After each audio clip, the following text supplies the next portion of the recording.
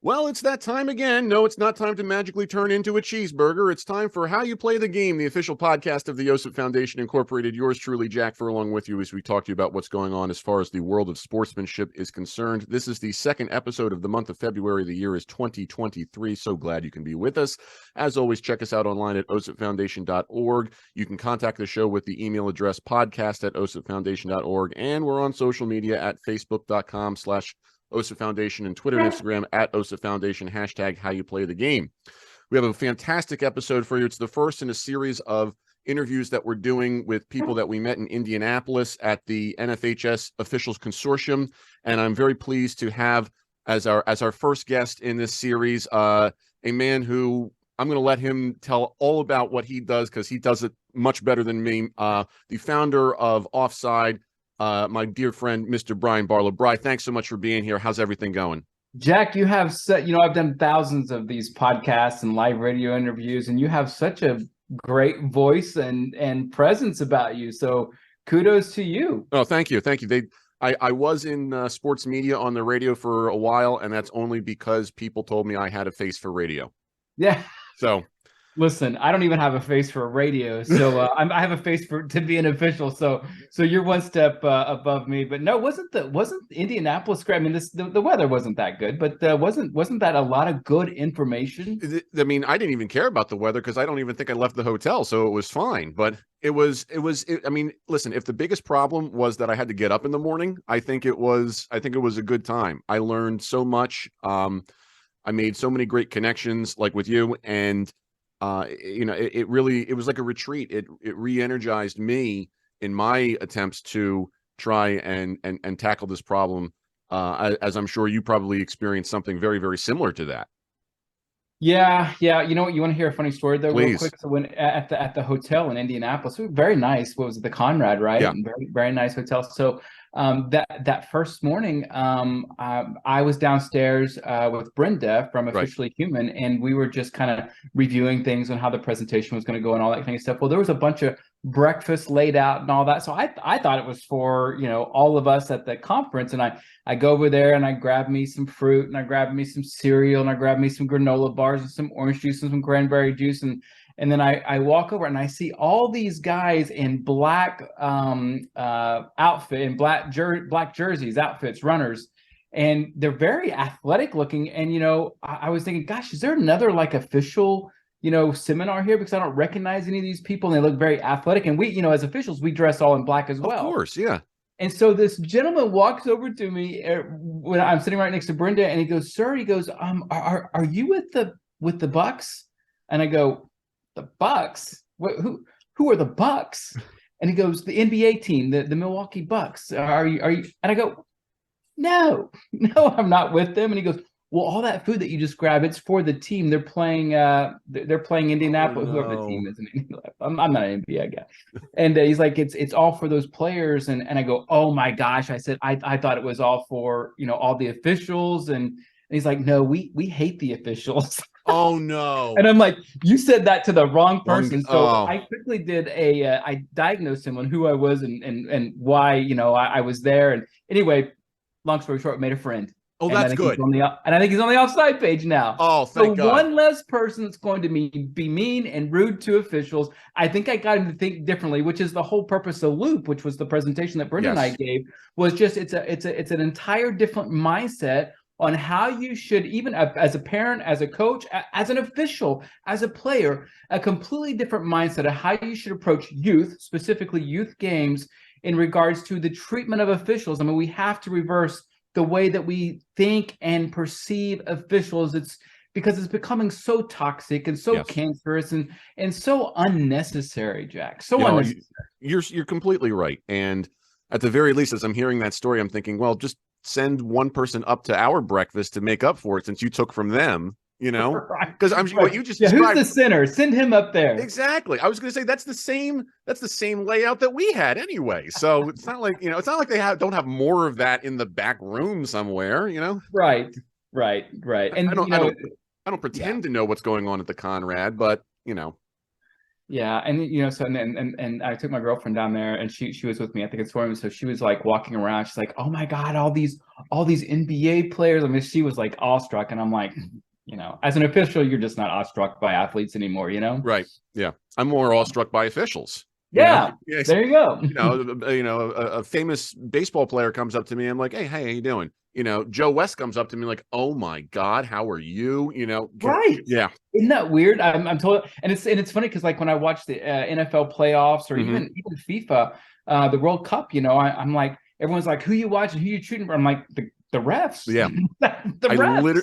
They literally just asked me. I went out to lunch real quick, and a waitress says, "Well, who are you pulling for?" And I was like, "The officials, obviously." And they looked at me like, "Why are you the way that you are?" And I said, "Well, there's a dissertation at home. Just come read it sometime." Yeah, exactly. Well, this weekend I'm an Oklahoma State guy and big basketball guy, and I was at the Gallagher Arena, which used to be the rowdiest arena in the country, right. and not so much anymore. But we've fallen on hard times ever since Eddie Sutton left and passed away. But anyway, there's a guy there that every single game, he loses his mind. And so this past weekend, God. We had a 17-point lead on oh gosh, who did we play? I don't even remember. I don't know, it doesn't matter. And just losing his mind over the fact that it was TCU. That we were leading by 2, and he's like, "This is the worst officiating crew. I cannot." And I just wanted to go over there, and I'm going to go, dude. You said the same thing the past 3 to 4 games. They all can't be the worst officiating crew. You are literally, you're 50 yards higher than the actual play. You have no angle. I want you, sir, to just continue. You chose to be a spectator. You're not an official. You chose to be a spectator today. So cheer on the Pokes. Root them on, have a good time. I promise you, they are far more qualified and at a far better angle and proximity than you ever thought about being. Yes. And I assure you, sir, they did not meet before the game to determine who they wanted to win. I promise. Yes. And I wish I could just say that to everybody that gets aggravated at officials.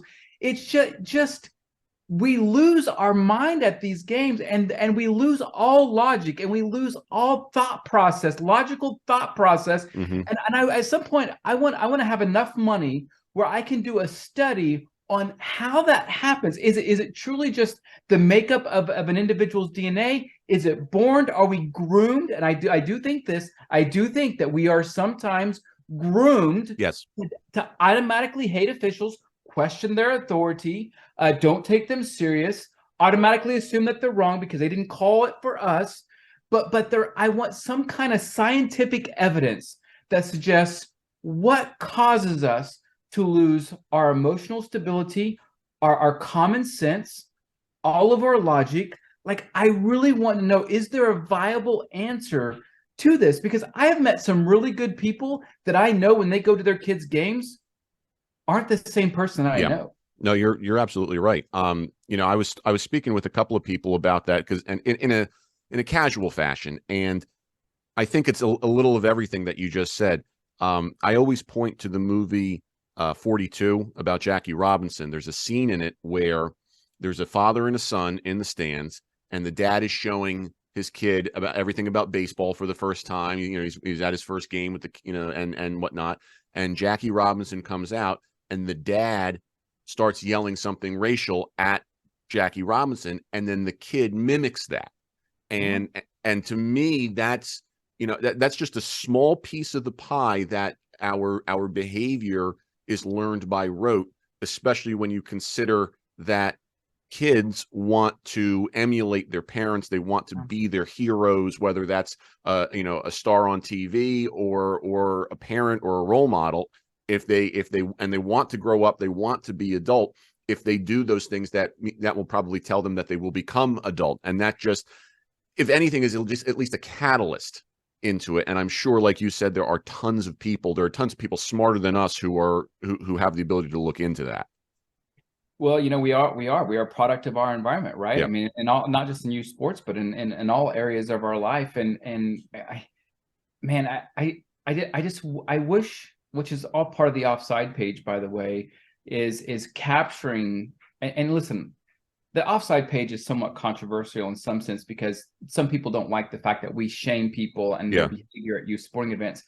And let me preface this by saying, I don't give a damn. Like, I didn't ask for your permission. I don't need your permission, and I don't care, and you don't have to follow. It does not matter to me that if you follow me. But and if you have a better solution, I'm probably going to be a fan. Like, I'm a fan of solution. But what I think the most telling and powerful thing on the offside page is when one of those videos goes up that gets viral and people take a look at it, and then they think to themselves, is that me? Do I do that? And I know that conversation happens. And I think, in fact, I know that it has reversed the trend for many, many thousands of people, because I have the messages, the emails, the texts, the phone calls, the conversations. But I wish, there's only 100,000 people that follow that page. If I could get, if I could get 10 to 50 million people, not for my own personal fame, I could care less about that. I'm an official, and that's what I love to do. And quite frankly, I wish the offside page didn't even exist. Like, I wish it didn't have to exist, but here we are. This is our reality. And if I could get, millions of people to get on this page and take a look at that, or if there's video that accidentally ends up being them, I know that that's such a powerful thing that it eventually, I think this is the one tool that would eventually reverse the actionable traits of cheeseburgerism, what we call cheeseburgerism on the page. It's so funny that you say that. We say that over here in OSIP all the time, that our ultimate goal is to not exist. And it's a sad reality, but it's the truth. And speaking of the offside page on Facebook, I want to get into your background a little bit to tell us the story of what led up to you starting that, and and how the impetus kind of got the movement forward with everything that you've been able to champion. Would you hate it if you knew the offside page was a complete accident? No. Okay. Well, then I'll tell you the story. I'd love to hear it. Yeah. So I was just an official, right? Right. I was just a soccer official at the time, and I was decent. I wasn't some like, oh my God, he's he's going to be FIFA in 2 years. He's awesome. Right. Typical soccer ref, right? And I hear things as an official. All officials, we all hear. It doesn't matter what you officiate. We all hear the crap. You're just thinking, God, if these people only knew how, first off, inaccurate they are. Secondly, how desperate they sound, and thirdly, just how rude and toxic it is to the game and to the spirit of the game, right? And so I'm a marketing guy. Listen, I own a small marketing company, and I tell people that sometimes you have to make people uncomfortable to get noticed. Sometimes you have to make a bold statement. So I started a Facebook page just because I'm pissed. I'm pissed. And I called it Offside because in soccer, what do we hear all the time? All the time we hear, hey, it's offsides. Oh, you missed an offsides call. They call it offsides. Well, first off, it's never plural. It's always singular. So first off, you're wrong. You sound like an idiot immediately. You have no credibility. Shut up. Yeah. So I called the page Offside because that's how you say it. Right. It's not offsides. And I just started making fun of people. Now, when you're a ref, you know this. You can't really make fun of anyone. You got your badge and your uniform on. You just go in, you do your job, you do it the best your ability, move on. So I started the page on that premise, just so I could jab them back, right? Well, I was funny. I'm a little bit of a comedian guy. I have a sense of humor. You and me both. Yep. You can insult me. I'm going to insult you. And I'm going to be fine regardless. Most people aren't like that. Just FYI. And so I started the page, had a little bit of a following, 4,000 or 5,000 people, not a huge following. And then somebody sent me a video, said, hey, Barlow, you should put this on your offside page and tell people to stop treating officials like this. Well, the video was this woman that kicks a soccer ball at a youth referee, and this whole scene is just nasty, and it pissed me off. And I'm like, you know what? I've got some marketing credentials to me. I've got a little bit of a following. I'm going to post that video. I'm going to make a bold statement. And I hope it makes people uncomfortable. So I did. I posted that video and I said, listen, if you ever capture referee abuse like this and you send it to me and we post it on this page, I'm going to give you $100. Well, that video went viral. Oh, wow. That message went viral. The page went viral. And within 2 to 3 weeks, I had the New York, and I even said this in the presentation, I think, that you watched. Yep. Then 2 or 3 weeks, I had the New York Times literally at my house. Yeah. And they followed me for 2 or 3 days. And then one day, they published a story, and then everything changed. The Offside page became a viral sensation in regards to youth sports. I became this referee advocate. And listen, I had to get my stuff in order too. Like, I'm like, listen, if I'm going to start telling people how to act and start telling officials how they need to be a better official, I need to get my stuff in order. So, so I literally spent 2 years just upgrade. And you know, listen, as a middle-aged guy, that's hard to do in soccer, by the way. And so I did. I spent 2 years just honing my skills, training, losing weight, getting better assignments, moving up the ladder in a very unconventional, very untraditional way.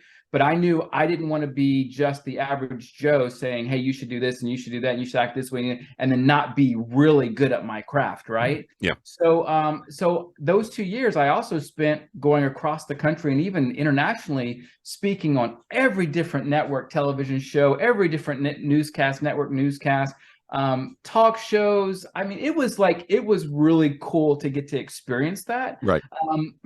But that's how the page grew, and that's how I become like this advocate for not just soccer officials, but all officials in the treatment and creating a culture and the perception of how refs should be managed and handled. You know, in the presentation, one of my favorite things in that whole seminar was the guy that said, we have to stop building multi-million-dollar facilities and then forgetting that the officials need to change and throwing them in a closet or a bathroom. Yeah. I mean, that's just, I mean, I know for most people that's like, well, who cares? It's very minor. But again, it goes all back to the whole understanding the culture and the perception of how we treat officials who, by the way, are human and high participating citizens of society. And oftentimes these are people, these are your lawyers, these are guys that run your trash route, these are girls that are teachers, this is your community that is officiating. And now we're wondering, Jack, why no one wants to officiate, why there's a high turnover rate, why there's very little retainment areas, and why we have a problem with the way behavior is at youth sporting events. So all that to say, the Offside page kind of exploded from that, and here we are. That's a beautiful thing. That's a beautiful thing. And now the number of programs, it seems like, that have spawned from that is amazing. I was looking through it. You've got the Offside Academy, the stuff they didn't teach you. Talk to me about that. Dude, Jack, I am so excited about Offside. So here's what many people that follow the page don't know about me. So a lot of people, and as a matter of fact, whenever I travel, especially to youth sporting events, I do a lot of mentoring around the country to soccer officials, and it's funny. Some people that follow you, run into people that follow you, and they know who you are and all that. And some people don't like me, right? Because listen, I'm loud. I say what I need to say, and again, I'm not looking to get anyone's permission and all that. So no, the Offside Academy is the second part of this problem. We don't do a good job in developing our young, inexperienced officials. We don't. All right. Then we throw them in the fire and we tell them, hey, well, here's your badge, but we don't give them I call it the field of failure. We put them on the field and we let them fail, and they get yelled at, they get harassed, they get intimidated, they swallow the whistle, the game gets out of control, chaos ensues, and then we wonder why they don't want to come back. Well, listen, nobody wants 30, 40, 50 bucks and to be treated like that. Yeah. So I understand from a parent's and a coach's mentality why they get frustrated, because a lot of times the officials aren't always equipped to do a good job. That's still not an excuse to act the way that you act. Yes. Okay. The referees are developing just like the players are developing, just like the coaches are developing.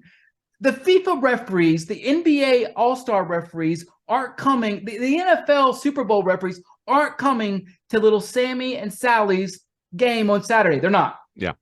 So you have to put on your big boy and girl pants on. You have to put them on. Yeah. And you have to button them and zip them and act like a big boy and girl at your kid's game. Is that too much to ask? I don't think so. So, but I get it. You get frustrated. Yeah. All right. So yes, I slam people who act belligerent at youth sporting events because it's toxic. It's unnecessary. I'm not going to yell at your kid as an official, and you better not yell at mine. First off. Yeah. Secondly, Offside Academy was launched because we don't teach them the things that they need to know to succeed.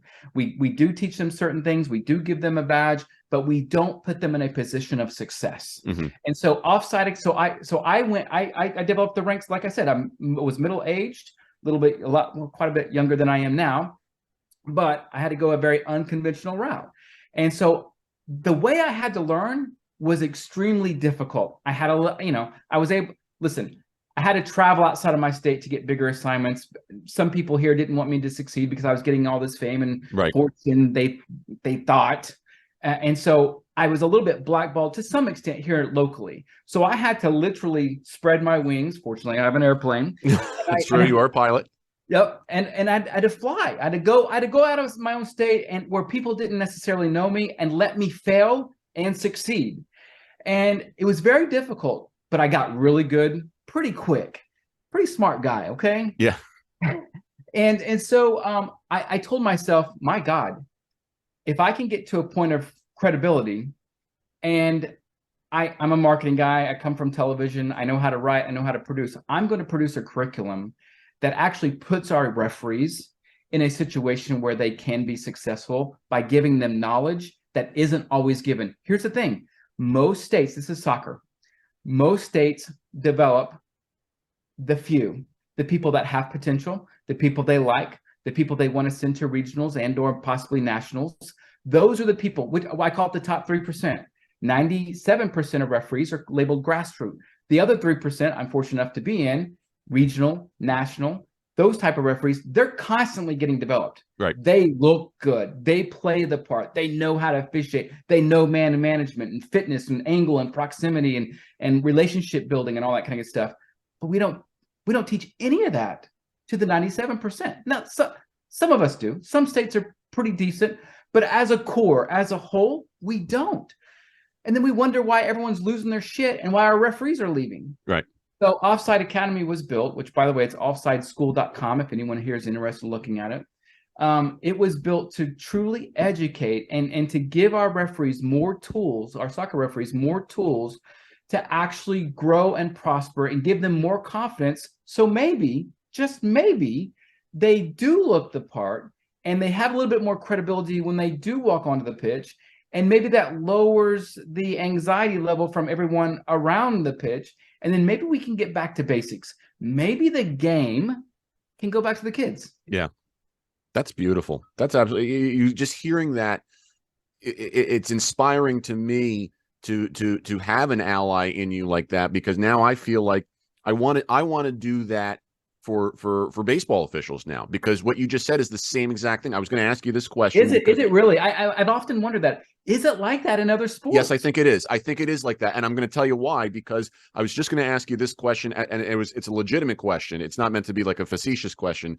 You know, I'm the president of our local chapter here in New Jersey of baseball officials for all the high schools in my county.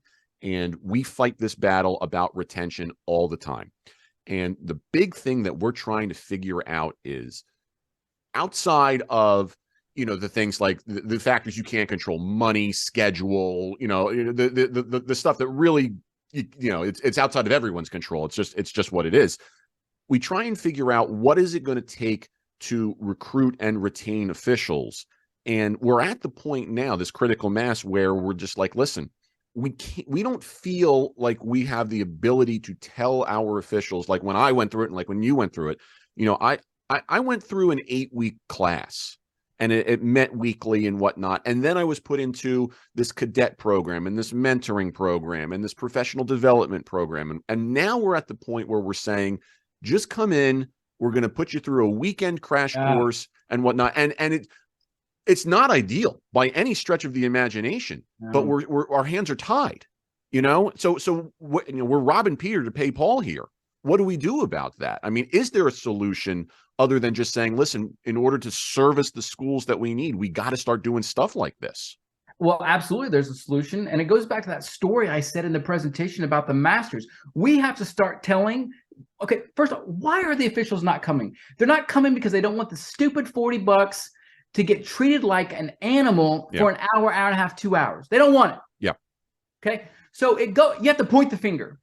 Coaches, administration to the coaches, whoever it is, stop. Let me loop you in on something. They're not coming, and they're not getting better, and they're not getting developed. And at some point, you're not going to have games unless you change the way that you act. Yeah. And you change the way, you have to change the culture on how you treat our officials.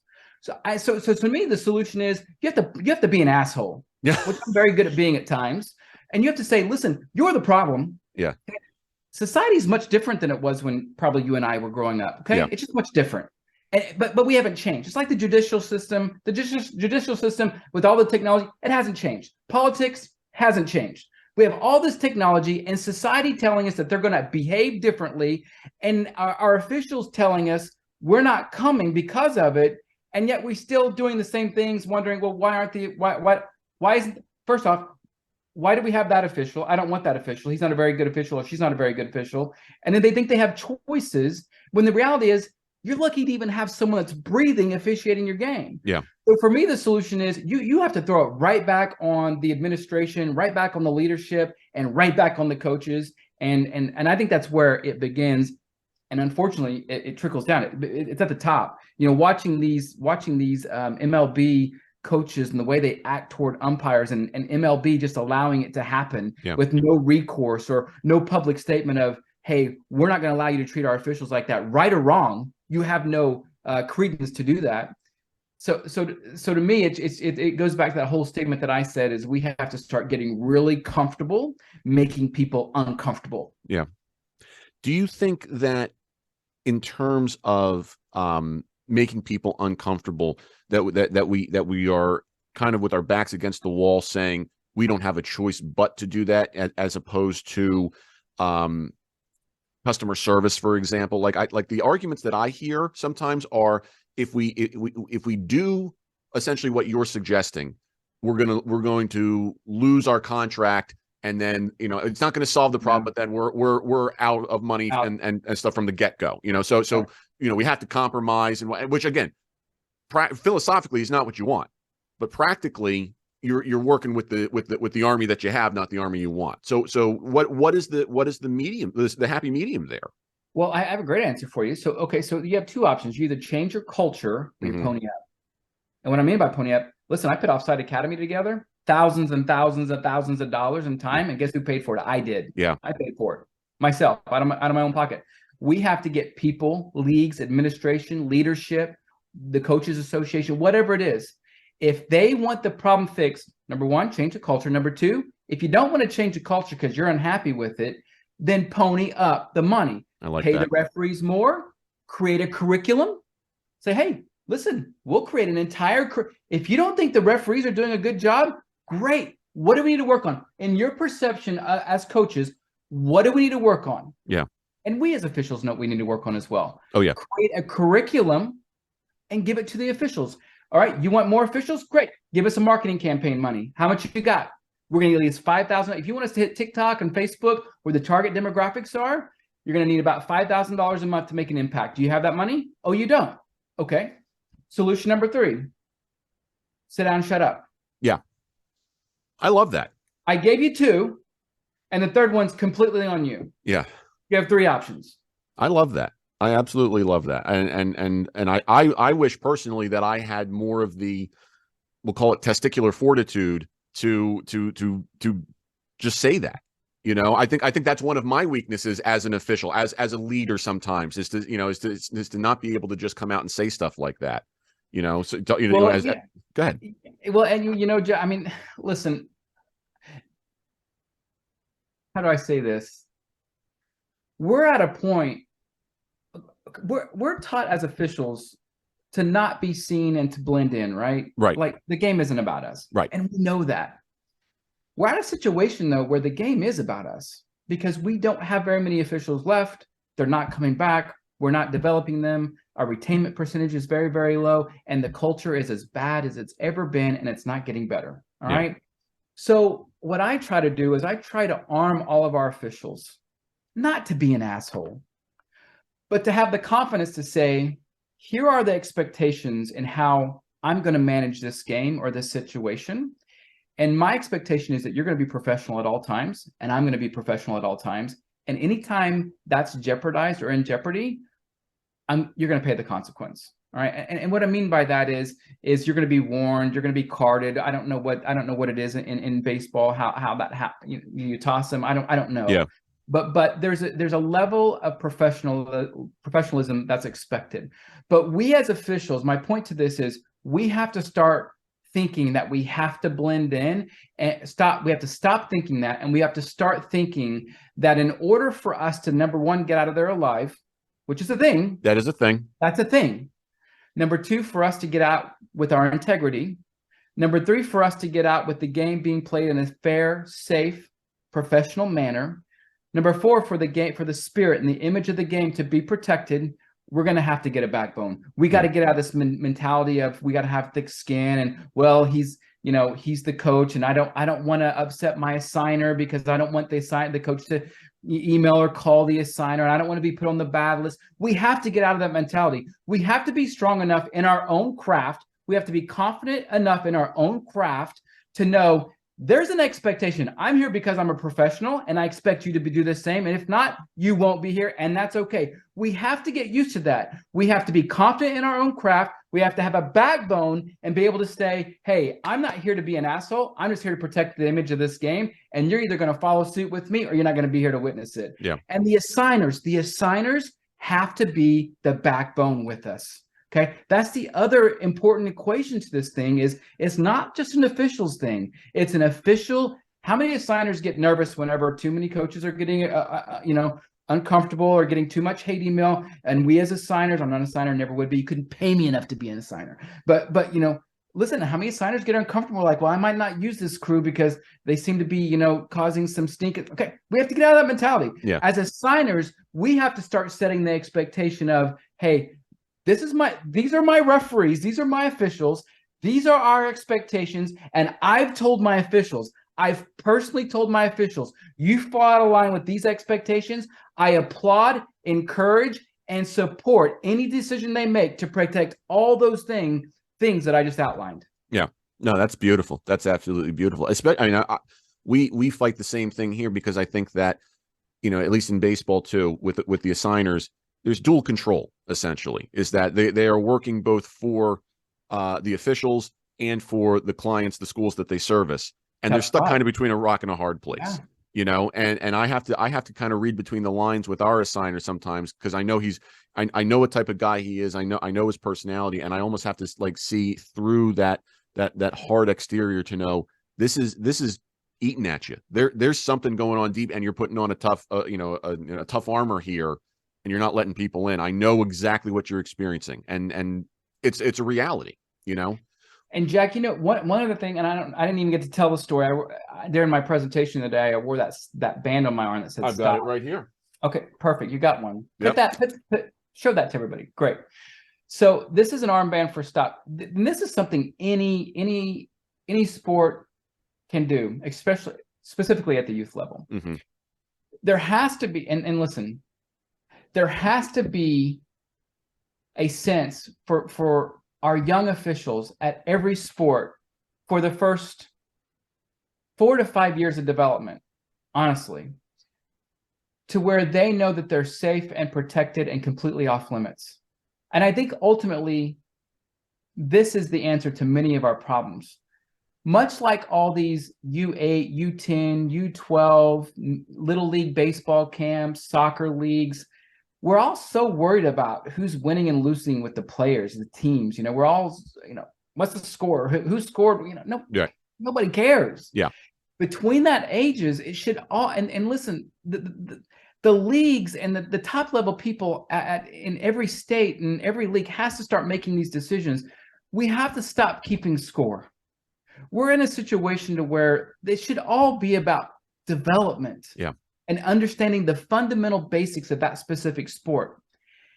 And guess what? It has to be that way with the officials. So I'm encouraging putting some kind of, it doesn't even have to be those armbands, but something, whether it's a different color jersey than all the other officials, indicating I'm a 1, 2, 3 year official, or I'm under a certain age, a minor. For soccer in one of the leagues that I mentor, anyone younger than 18 wears these bands. It indicates to everybody, the coaches and the parents, that they're developing. Yeah. They're off limits. they're gonna jack some shit up. Yeah. Okay. And just like when little Sammy or Sally strikes out and doesn't even come close to hitting the ball, or when little Sammy and Sally wide open goal shanks it, doesn't even go the direction of the goal, we laugh, and it's a moment. We have to start thinking about that with our officials. That's the only way that we're going to get our officials, number one, to come, number two, to stay. And here's the crazy part.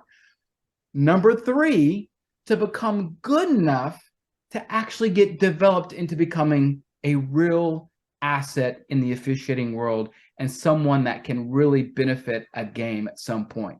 Mm-hmm. That's what we have to start doing. Yeah. And to me, in my heart, that's one of the real plausible solutions that we as a society, we in America, should look at all of our young games under, whether it's 10, 11, 12, I don't care what it is, and say, hey, for the players, it's all about development. It's no longer wins and losses, and same thing for the officials.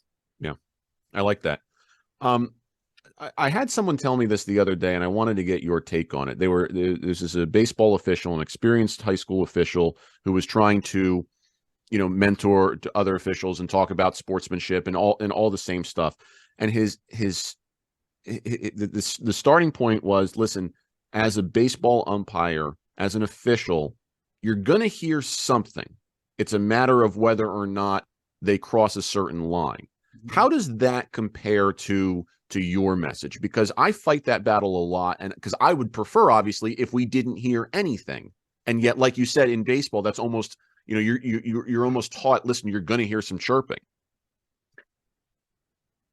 Yeah. And so I know realistically, we're never going to get away from the typical, come on. That's not a ball. That's a strike. Whatever. Yeah. So I think there's one level of, you're just never going to get rid of this. But I think once it becomes, in soccer, it's personal, provocative. What's the other one? There's another P word. But anyway, once it becomes I tell people, once it becomes toxic, once it becomes so personal that you really can't ignore it, once your credentials are being questioned continuously, that's when we as officials have to, and I tell soccer officials, do it early and often. Yeah. Take charge early and often.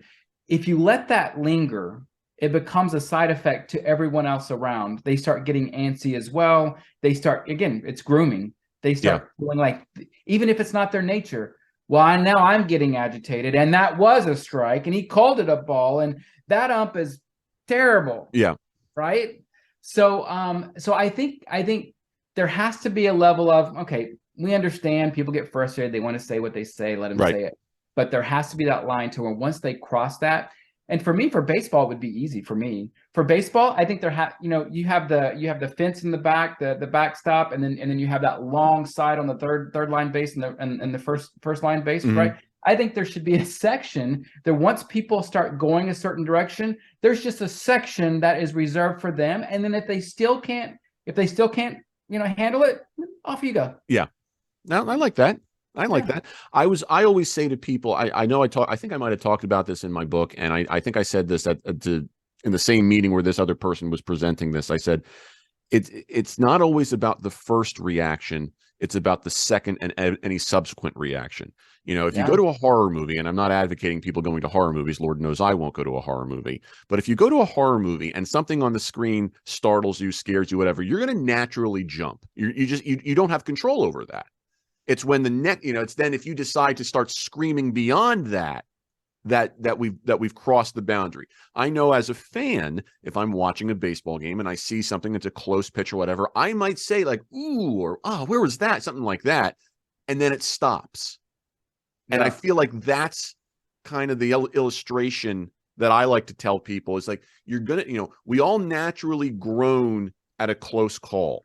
Sure. And then it's can you stop the groaning after that? Can it stop right there? And can we move on beyond that? Yeah, and I think that's a great point. Sometimes I feel like officials, we've created this monster ourselves sometimes, but the line I hate the most is just ignore it. Yeah, I hate that too. That's just the way she is. Yeah. No, No, so yeah, so I think, and I think we become very lazy as officials when we hear stuff like that, like, well, God, it's going to be one of those games, Yeah. right? I don't want to deal with that. So, and then what do? We leave it for the next crew, and then the next crew might be a younger or more inexperienced crew, and now they don't know what to do. They don't. And now their confidence is shaken. Now they might be intimidated. Now they're probably not going to do just the basics that they're comfortable knowing and doing because they're shook.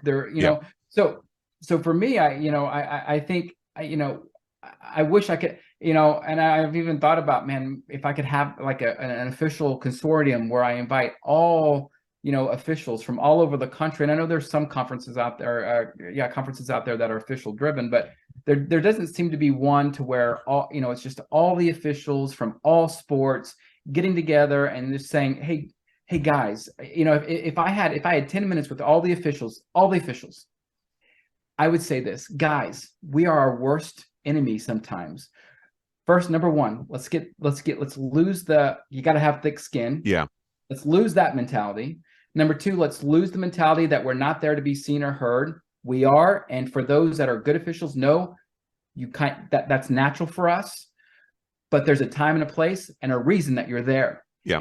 And sometimes you have to make a point to let it be known why you're there. Mm-hmm. Okay. And the last thing I would say is we have to start teaching anyone and everyone below us that the stuff that happens early and loud publicly has to be stopped immediately. Yeah. You have to let people, not just the people that are doing it, but you have to let those people know and the people around those people know that you're not there to take any shit and you'll walk away just as quick as you got there. Yeah. We have to get in that mentality. And that makes a lot of people, especially the upper level officials, the maybe some of the assigners and the club level type guys, the leaders and the presidents makes them very uncomfortable to hear this. And I've had people ask me to not say this. But again, I'm okay making people uncomfortable. We as officials have to change the way we approach games. Listen, I told the story of the guy in Detroit that was murdered, and I flew down there and I met his family. And we just had another guy murdered in Vermont last week. Yeah, I heard about that. Yeah. So this is a matter of life and death. Yeah. Okay. So as an official, don't tell me that I'm taking things too far. We're now in a matter of, as an official, we're sometimes in a life and death situation. So for me, the officials, if no one's going to change the culture, if no one's going to make the uncomfortable decisions to make people uncomfortable, if no one's going to set the new standard, if no one's going to get everyone together and say, hey, we're going to change things and then change things, then we as officials, we're the biggest and the loudest voice when we're unified, when we're unified. Mm-hmm. And we're very close. The Offside page is an extreme portal to this. You have officials of all ages, from the highest of the high to the lowest of the lows in every single sport, all with a unified voice of, we're not tolerating this shit anymore. Yeah. Okay. So we have to understand, as officials, we are very powerful with a unified voice, but we are also our biggest advocates and our worst enemies. It's a powerful thing, Jack. What's that? It's a powerful thing. No, you're absolutely right. And that leads me to my next question, because as I'm going through the page, I'm looking at some of the photos. A while ago, there was a photo posted of Joe West congratulating him on his retirement. And I'm looking at the comments. And there are officials following this page who are bashing him. Yep. And I'm thinking to myself, am I in bizarro world? Like, did I have too much to drink before I started this research? What am I missing here? We can't be, turncoating on our own people. 3 years ago, 2 or 3, New Orleans, the Saints went to the Super Bowl. Mm-hmm. There was a referee that made a very adversarial decision on a pass interference call or no call. Yes. And this was kind of one of the biggest ratings of my page. I haven't seen the activity as high as that night. But I made a point of saying, I'm not the official, but I can tell you this: the official is the most trained, prepared, and willing participant of that game, probably knows more football than all the people in that stadium combined. Okay. He might have made a mistake. There's a good chance that he didn't. And we have to be grown up and real enough to understand that until robots officiate, we have to accept that this is just part of a game. Yeah.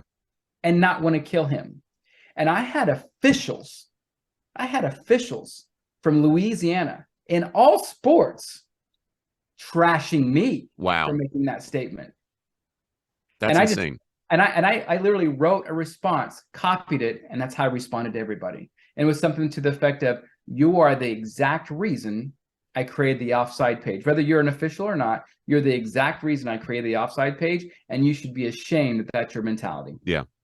We're going to make mistakes. And, I always say this too, in that when a mistake occurs, you know who the first person is who knows it? The official. Yeah. If I go to make a call, if I'm about to make a bad call, it's almost like a Jedi mind trick thing. Like I can feel it as it's coming out. Yes. Like this is wrong, and I still do it. Yeah. No. I totally get what you're saying. I was just going to say I was doing a D1 college game and I missed a red card. Red cards you don't miss red cards in college, right? You're not supposed to. And I missed it, and I knew it. I knew it after the game. I watched the replay. I'm like, God. And that ate on me for like a week or 2 weeks. And I trained, I spent time like watching other videos and training myself on the considerations of red cards and serious foul play. And like when you're an upper level official, you know it, and then you take action to not let that happen again. And most people don't know that. Yeah. What do you think is the key message that you would use to counsel people who are the officials who might have trouble growing that backbone, as you call it? Like, it's easy. I want you to fail. Okay. I want you to fail. I tell my referees, I want you to fail. Our greatest success comes from failure. Yeah. And this happens to me even in business, Jack. Like I've had businesses when I was younger that I thought the world was coming to end. I had to bankrupt one of them. 2 of them failed just because bad infrastructure. And man, I thought, man, I'm the worst entrepreneur. I'm the worst business guy. Oh my God. But man, those set the foundations of what I actually became. Yeah. And if not for those, I would have failed later in life and probably didn't have time to rebound. And it's the same thing for officials. When I fail, I become better. You have to have that mentality though. But even if you don't, our younger officials, we have to say, go out and make as many mistakes as you can today. Yeah. And then let's talk about them. Yeah. And let's look at it and let's review it and let's get better. Because I promise when you make a mistake, you remember those mistakes and you probably don't put yourself in a position to make them again. That's true. Especially the big ones. Yeah, no, absolutely. I mean, that's psychologically stays with you. And most people, Jack, are fearful to say that. Yeah. They're fearful to tell their officials, go fail. And I've got your back still. Yeah. Listen, if it wasn't for, I had a gentleman named Bill Pavarnik in Oklahoma. Whenever I really started to come up, I was laughed at by my state administration because number one, I was middle-aged. Number two, I was just an average to medium type referee. I wasn't anything special. And I started this offside page that was getting a little bit of fame, and everyone's like, "Oh, who is he?" Yeah, And so you have all those things. I had one guy that walked up to me after I ran. Listen, I ran what's called the pro fitness test, and I literally had the administration laugh at me, like, you have to run the track 10 times, right? I'm like, yeah, I'm aware. Yeah. It was hard, but I mentally I told myself I'm not making it. Yeah. And I finished. Now, I was on the ground on my back for 10, 15 minutes afterwards. Okay. That's fair. But I had a guy come up to me, and he was one of our top mentors, assessors. And he goes, Barlow, I know what you're doing. And he goes, and I've got your back. He goes, I'm your guy. That guy took me on his shoulders. He spent hours upon hours with me, training me, assessing me, nailing me, yelling at me, embarrassed me one night at a tournament where I gave a red card, and Was it validated by the laws of the game? Sure. But was it good game management? No. And he just made an ass out of me. So mad at him. But all those things allowed me, like he allowed me to fail. He allowed me being embarrassed was okay.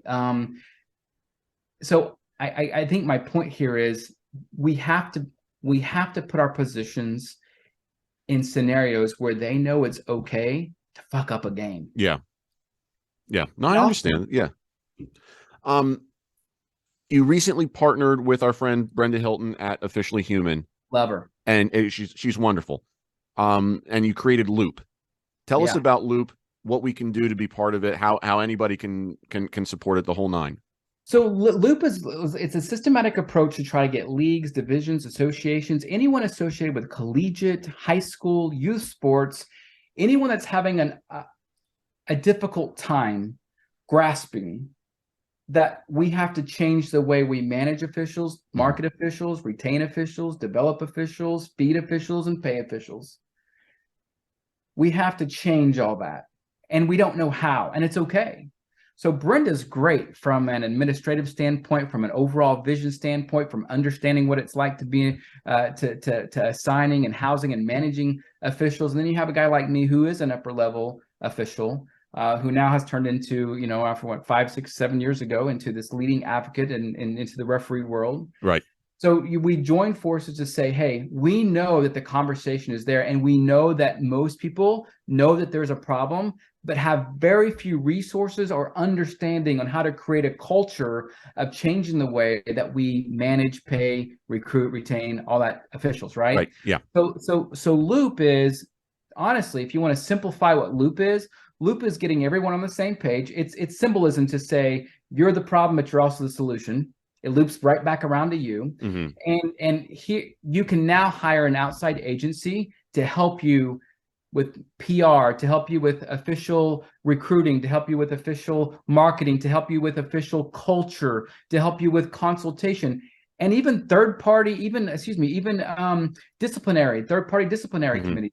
Most associations and leagues, they have these disciplinary committees, and there's relationships and the good old boy network. Yeah. And so it's hard to, outsource that. Yep.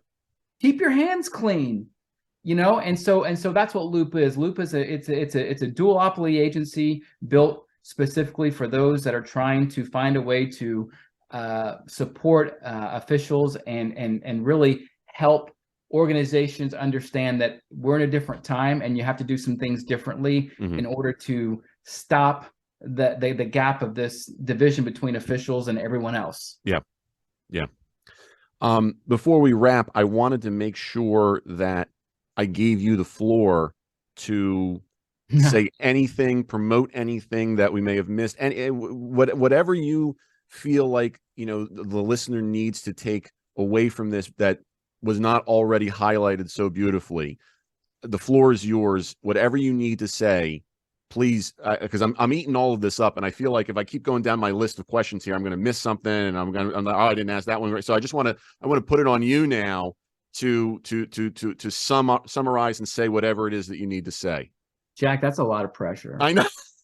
It's a lot of pressure. Let me ask you this. Sure. Who's your core demo? I should have asked you this before, but who's your core demo watching this? That's a great question. I mean, we with sportsmanship, we try and hit everybody, because we've had the experiences, or I've had the experiences in every way, as a player, as a coach, as an official, as a fan, as a media member. And there's something for everybody in our message. We have, I think that when it comes to the podcast, you get more adults who may, have, a skin in the game, whether it's as an official or as a fan, things like that. I don't know how many players or coaches are necessarily following us, and yet they're the ones who need the message the most. You know what I mean? Yeah, no, they are. Yeah. They are. So one of the favorite things I like to say to players when I officiate, and they're like, what's that call, ref? Yeah. Why'd you make that call? Ref, you missed that back there or whatever. And my favorite line to them is like, listen, dude, 14, come here. 14. what position are you? Oh, you're center forward. Listen, at no point today, 14, am I going to tell you when to shoot, when to pass, when not to shoot, when to dribble. I'm never going to tell you today how to play. Mm-hmm. And they always look at me and they're like, And I go, so you know what that means, right? And the good ones, the smart ones, are like, yeah, we know. The dumb ones, like, so you're not going to tell me how to officiate at any other point in this game. Yeah. That's the last thing I'm going to hear from you, unless you're congratulating me, patting me on the butt, telling me good job. We good? We on the same page? Yeah. That usually can, stops things. So what if you're going to, okay, give me the floor, right? You got me, gave me the floor. So I would say this, I would say to anyone watching, and I need music, I'm a music guy, Jack. As am I. That's my day job. So I'm a music guy. I need a little background music, but that's okay. The one thing I want to say is I wish I had your voice. I'd probably be a lot more powerful. For a nominal fee, I can send it off to you. There you go. I'd probably be a lot more powerful in my presentations if I had your voice. But no, I would say that I think we have to just get back to the mentality of understanding that the games are meant for children. They're meant for development. They're meant for teaching our kids integrity, teaching our kids how to win with dignity, how to lose with grace. And we're missing that. We're missing that. And I can tell you as an official who used to do a lot of youth games that your children are embarrassed by what you say, how you say it. They don't want you involved. Do you know what they want?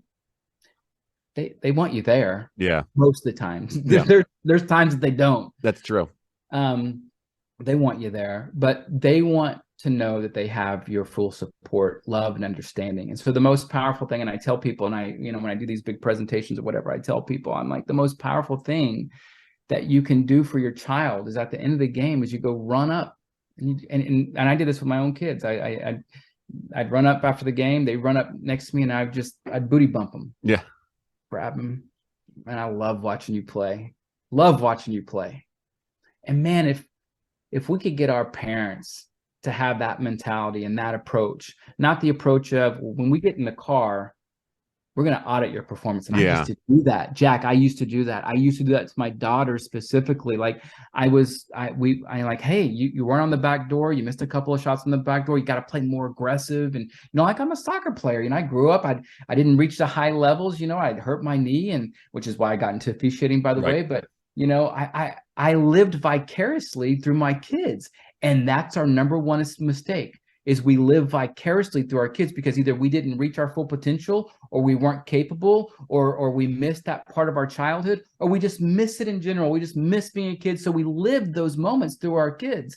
And we have to get under the understanding that these are not our moments, but we are stealing it. And I think it's criminal. We steal those moments from the game. We steal those moments from the kids because we're so selfish and we want to be heard, and we want to be the loudest voice on the sideline. Make sure, that ref's not cheating us. We have to get out of that mentality, and we have to understand the most powerful, profound thing and the most responsible thing that you can say after a child's game is just how much you enjoy watching them play and where are we going to go eat. Yeah. That's it. Yeah. And honestly, Jack, if I could somehow just report that to the world and to all these millions of people that spend millions of dollars traveling and going to youth sporting events and going to tournaments and league administration fees and registration, if we could just tell them all, come to the games, you're invited. Yeah. Come. But when you get there, remember, this isn't your moment, it's theirs. And if you take theirs, you're a criminal. And if you're a criminal, we're removing you from the park. I like that. And the other thing is, the most powerful thing that you can say as a parent is what I just said. And if you say that, we've done your kid justice, we've done the game justice, and here's the key. They're probably going to continue. Listen, I know so many players as my kids grew up that no longer play now because their kids grinded them to the grindstone. Yeah. And maybe if we don't do that, maybe they want to continue playing and maybe it becomes a hobby. Maybe it's something they do as they grow to be an adult. But we have to change our mindset as parents, as coaches, but more importantly, as administrators, as decision makers in youth sports. We have to start getting into the mindset of, There's an expectation. You are invited. You're going to be just as quickly uninvited the moment you become a spectacle in the middle of a game. Yeah. And that's probably what I would leave you with. I love that. I love that. And to kind of add on to that to a small degree, you were mentioning how you were with your daughter, and I almost want to just add on to that to say, if she asks you, if your kid asks you, the parent, for help, for whatever, that doesn't mean that you don't give it to them. It's just don't, Yes. we're not giving it to them in that voluntarily. Yeah. Yes. If they want to get better, you be the parent that they want, and support them, and give them everything that they could possibly want in their desire to get better. It's just not, as you said, grinding them down to the point where you're going to get better because I said you're going to get better, and so on and so forth. Well, I have a prime example of that. I have a young, well, he's 18 now, but he's a referee, a soccer ref, and whenever I realized he was starting to really get good and really liking it, and he knows who I am, and he knows where I've been and where I'm going and where I'm at, and I would be a tremendous resource to him. But I told him, I said, listen, when I come, and I love to watch him ref. I do. I love watching him ref. As a matter of fact, I will miss a game, my own game, to go watch him ref. Really? But I told him many years ago, I said, listen, I'm never going to assess you as an official. I'm there to support you and watch you grow. If you ever need me, if you ever have questions, I want you to ask me, and I'll tell you. But if you don't, or if you want to get that information somewhere else, that's your prerogative. So I've traveled the country with him, and he's only asked me maybe 3 or 4 times, Dad, what could I have done better? Dad, did I miss this? Or Dad, what did you think? And in those times are the only times that I've ever given him any feedback.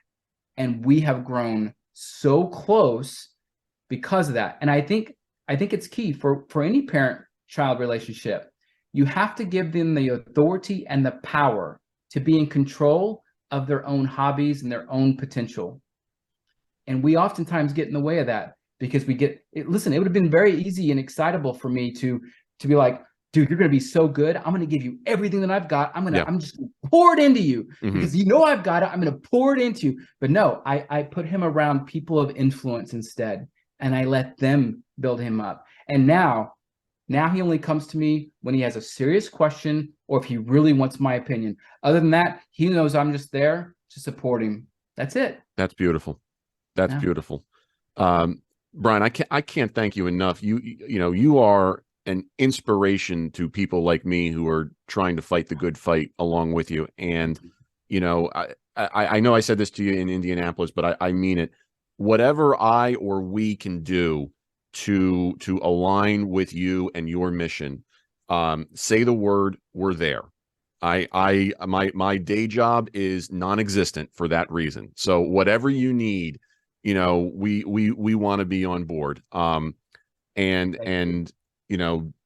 don't hesitate to reach out. We're on the same page, and it has been a joy and a blessing to talk with you and to get your opinion on this stuff. And I'm sure we'll stay in touch, and I wish you nothing but even more success than you already have to keep on fighting this fight. And we're always going to be in your corner.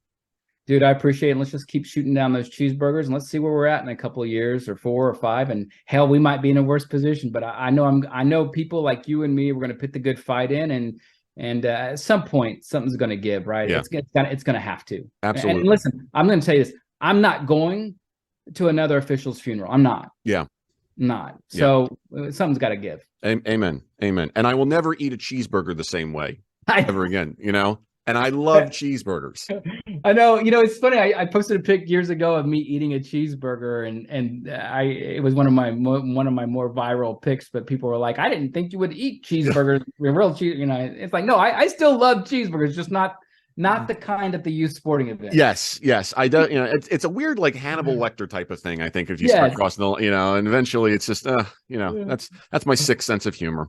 There you go. Once again, Brian, thank you. The program Offside is on Facebook. You've got offsideschool.com, which is the Offside Academy. Yep. You've got Loop with Officially Human. Yep. And what did I miss anything here? I'm looking at all my notes. I can't like writing all these things down. Anything if else? anyone has tickets this year to the Masters, I'm in need. That's a I'm over here just trying to get out and play 18 holes in friggin' February. You know? Yeah, no, I get it. You're on the big stage. I know. That's how you can help me, Jack. Give me some tickets to the Masters. I am on it.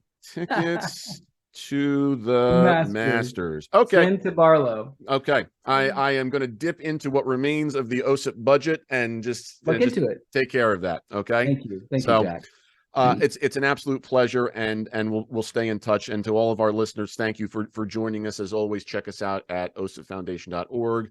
Use the email address podcast@osipfoundation.org, Twitter and Instagram at OSIP Foundation, hashtag how you play the game, facebook.com/OSIP Foundation. I've lost the ability to speak because I'm going through so much stuff right now. We'll talk to everybody in just a few short weeks. Until then, everybody, treat each other with respect.